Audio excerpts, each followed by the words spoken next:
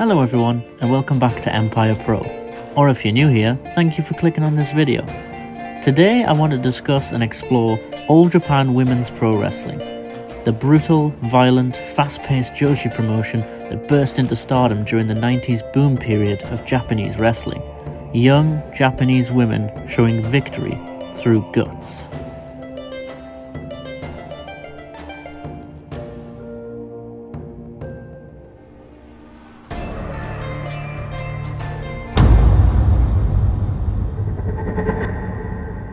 All Japan Women's Pro Wrestling, nicknamed Zenjo, loosely translated to All Women from Japanese to English, was a Joshi promotion, or Women's Pro Wrestling, that ran all women's wrestling shows from 1968 until their eventual closure in 2005. For close to 33 years, it had a TV program on one of Japan's syndicated TV channels, Fuji TV, simply referred to as Women's Professional Wrestling. After a decade of other Joshi federations and corporations trying to pave their way in the world of women's pro wrestling, it wasn't until Takashi Matsunaga, who had been the promoter of All Japan Women's Pro Wrestling Federation, formed the All Japan Women's Pro Wrestling Corporation, AJPW, with his brothers Kenji, Kunimatsu and Toshikuni. Things would finally start to click in place for the promotion, and the promotion held its first card on June 4th, 1968, and got a TV deal with Fuji TV in that same year. In the fall of 1970, AJPW had begun contesting the American Girls Wrestling Association Championship since the previous year, hosted by Maria Vagnon, now holder of Mildred Burke's WWWA World Singles Championship, which had been revived in a WWWA tournament earlier that year. On October 15, 1970, in Tokyo, Vanier lost the title to Aoki Kyo, and AJPW had a new World Championship singles belt. AJPW then acquired the WWWA World Tag Team Championships as well, when Jumbo Miyamoto and Aiki Kyo were made the first champions on June 30th, 1971, and thus, All Japan Women's Pro Wrestling had their main belts within the thriving Joshi promotion.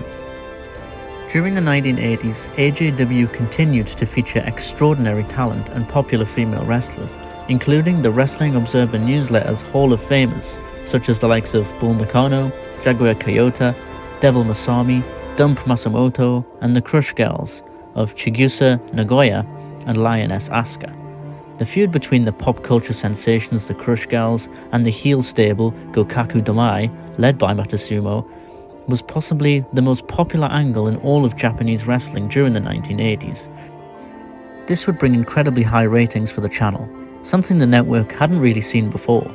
It also resulted in record numbers of girls wanting to become professional wrestlers, with the 1984 auditions having 2,000 candidates.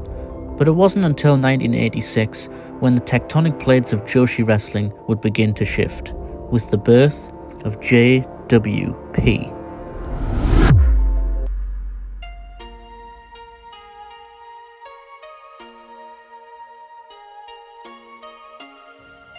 Up until 1986, AJPW had been the only major Joshi promotion in town. That was until the eve of August 17, 1986, when Japan's Women's Pro Wrestling, or JWP, was born, founded by former AJPW stars Jackie Saito and Nancy Kumi. Japanese women's kickboxer Rumi Kazama was also involved, amongst others.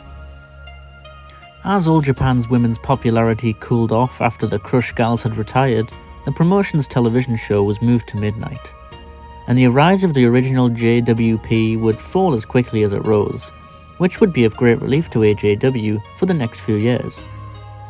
However, by 1992, new Joshi promotions such as LLPW, the Ladies Legend Pro Wrestling, and the newly formed JWP, now going by Joshi Puroresu, a splinter promotion of its predecessor, began to emerge in Japan.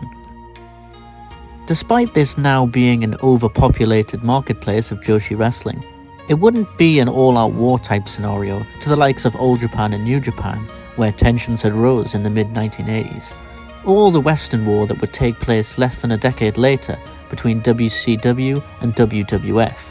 It would in fact rather create a whole new landscape for Joshi wrestling, helping to platform more and more emerging stars. It would also allow promotions to work together and collaborate to showcase interpromotional shows and events, most notably Big Egg Wrestling Universe.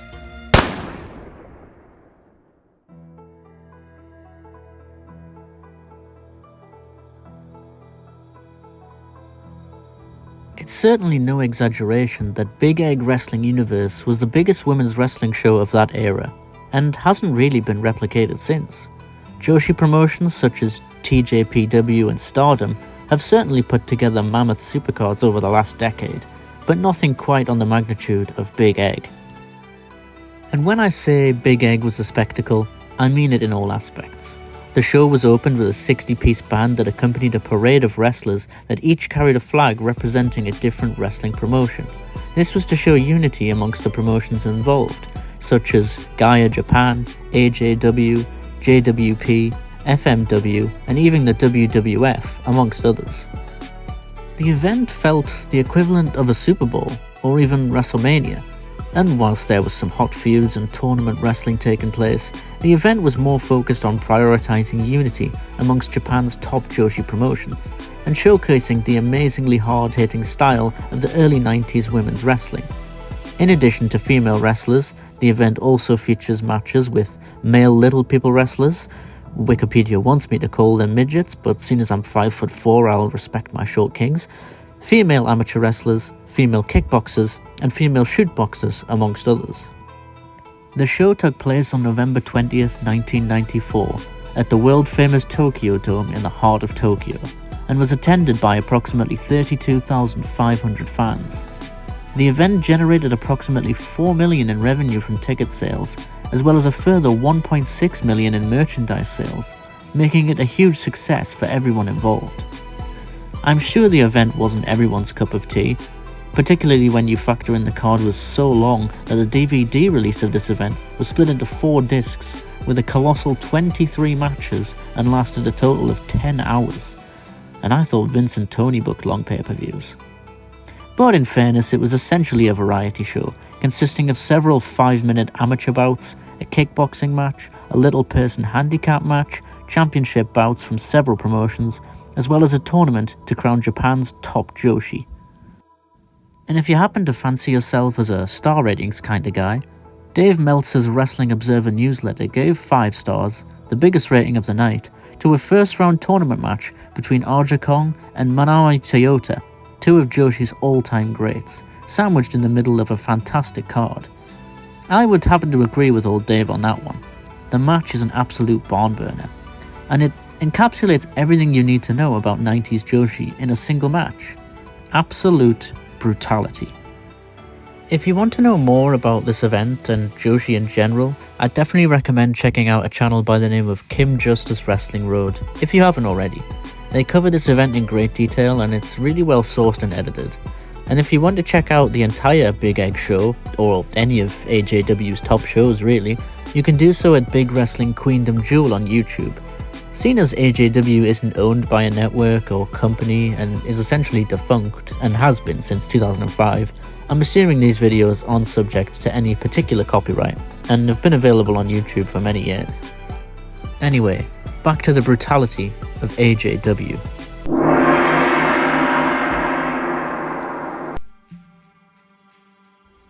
The beauty of AJW is the absolute brutality and bone-crunching maneuvers, but it certainly came at its cost. It's of no surprise that a lot of the women from the 90s boom period of Joshi wrestling had to retire young due to their injuries, as the cost of making wrestling look as real as possible was to put your body very much at risk every single night. Further proof of this was the mandatory retirement age put in place by AJW management. All Japan Women's had very strict rules, including what would become known as the 3 no's of no drinking, no smoking, and no boys, along with a rule that all wrestlers must retire once reaching the age of 25 years old. This was certainly strict, but somewhat understandable considering how brutal and fast-paced each match was. Women would straight up be dropped on their head neck first from a high-angle suplex and were expected to get back to their feet almost immediately. Blog of Doom posted a really insightful and well-sourced article about AJW that I highly recommend checking out if you're interested in any Joshi wrestling and particularly AJW. The article states that the infamous economic meltdown of Japan in the late 1990s would shatter the pro wrestling industry, Joshi wrestling in particular, as a lot of promotions didn't have great financial backing at the time, especially when you factor in the shady and terrible business dealings behind the scenes with AJW in the late 90s to early 2000s. The owners of AJW went bankrupt in 1997 due to the bad real estate investments, highly motivated by the economical crash, as well as the massive failure of a restaurant franchise in Tokyo that the president was undertaking, and that would lose them 14 wrestlers, including some of their biggest stars, most notably Aja Kong. Wrestlers were being underpaid or not paid entirely for their bookings, resulting in most talents exiting the promotion, thus losing a lot of appeal amongst fans. Things would snowball further downhill when AJW lost their Fuji TV slot for the better part of a year, resulting in further losses of revenue. Any show AJW were running after 1998 is likely taking place in a small gymnasium, and the biggest shows are all now ranking above 1,000 fans, if that, when they usually routinely hit around 16,000 for big shows, and of course the aforementioned Big Egg event at the Tokyo Dome.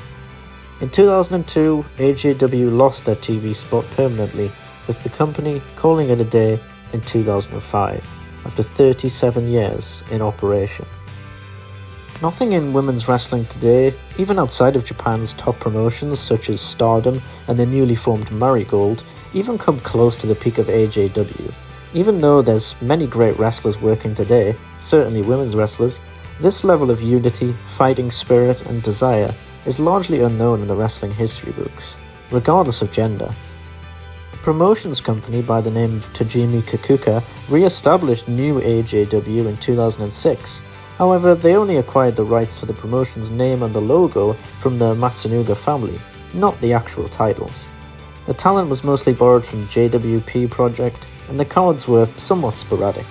In 2012, the new AJW stopped promoting cards altogether, and thus in 2012, All Japan Women's Pro Wrestling was officially no more.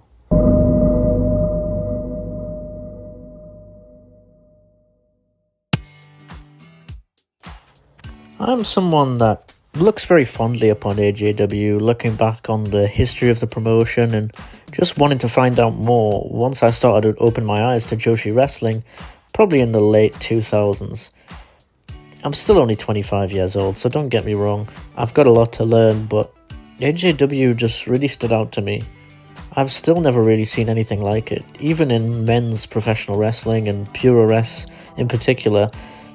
There's just nothing quite like AJW. The action was so fast-paced and hard-hitting, it was honestly unbelievable. I still go back and watch it all the time on YouTube, a lot of which is still readily available, and there's really, like I say, nothing like it. If you haven't already, please go and check out some AJW. Kim Justice's Wrestling Road, they do amazing stuff over there, so please go and check them out too. And if you enjoyed this video, please like and subscribe. I'd certainly love to do more All Japan women's content if that's something people are interested in. I'd certainly like to make a series of it if that's something you'd be interested in. So please leave your comments and thoughts down below. And like I say, if you haven't already, please like and subscribe. I'm really trying to grow this channel and get to 1,000 subscribers by the end of 2025. And if you want to come on this journey with me, I'd love you to come along. Thank you all very much. As for me, Empire out.